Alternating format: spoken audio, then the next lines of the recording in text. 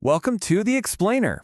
We're always told that to get good with money, you have to be smart. You got to know spreadsheets, formulas, all that stuff. But what if that's not the whole story? What if I told you that how you act with your money matters way, way more than how much you know about it? Yeah, this quote from Morgan Housel, it just perfectly sums up the whole puzzle. And let me tell you, there's a real-life story that makes this hit home. Picture this. On one side, you've got a janitor, a guy who, just by patiently saving and investing, ends up with an $8 million fortune. And on the other side, a top-tier financial executive, Harvard MBA and all, who goes completely broke. I mean, how? Right? Like, how is that even possible? On paper, it makes zero sense. But here's the thing. The answer isn't in some financial textbook or a complicated spreadsheet. Nope. It's found somewhere much messier, much more emotional, and honestly, way more fascinating. It's all in our psychology. And that brings us right to our first big idea, the money paradox.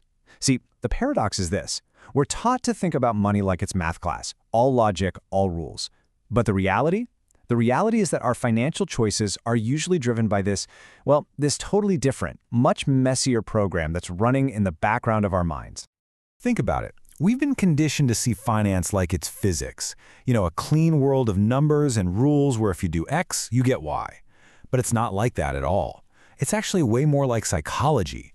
It's driven by our feelings, our weird biases, and this is the big one, our own unique personal history with money. And this leads to a really crucial point. Nobody is crazy. Seriously. Your money decisions might look totally nuts to me, and mine might look just as crazy to you. But the thing is, they make perfect sense to us based on our own life experiences. I mean, someone who grew up with nothing is going to view risk completely differently than someone who grew up as a banker's kid, right? And neither one of them is wrong or crazy. All right, let's dig into this a little deeper with our next section, your brain on money. Because this idea that our personal history basically creates this unique financial DNA for each of us. It's at the very heart of a field that has totally flipped our understanding of investing and saving on its head. And that field? It's called behavioral finance.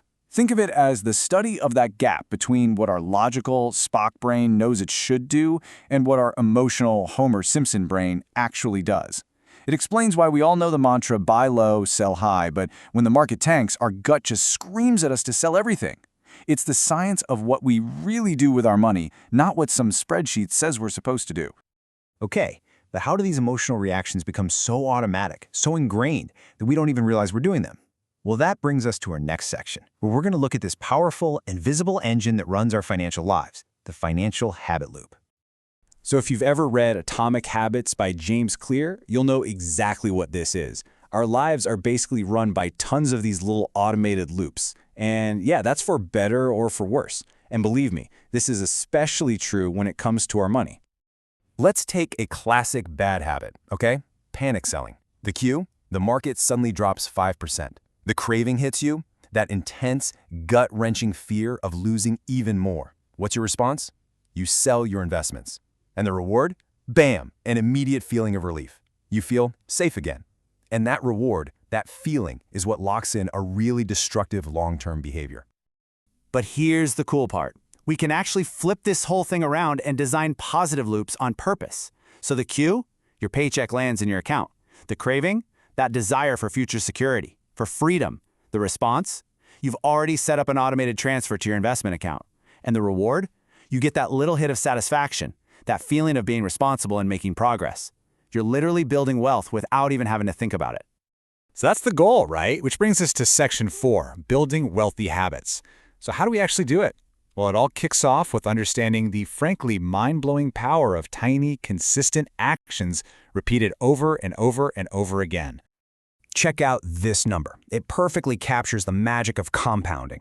It's like this. If you could get just 1% better at something every single day for a year, you might think you'd end up 365% better. Makes sense, right? But no, because those gains build on each other, they compound, and you actually end up nearly 38 times better. That is the power of small, consistent effort blowing up into something huge. And hey, this isn't just some cute theory. Look at the master himself, Warren Buffett. We all think of him as this genius stock picker, and he is. But his real secret weapon? It was just time. Get this. A staggering 96% of his entire net worth was earned after his 65th birthday. His skill was being a good investor, sure, but his fortune came from being a good investor for decades and decades.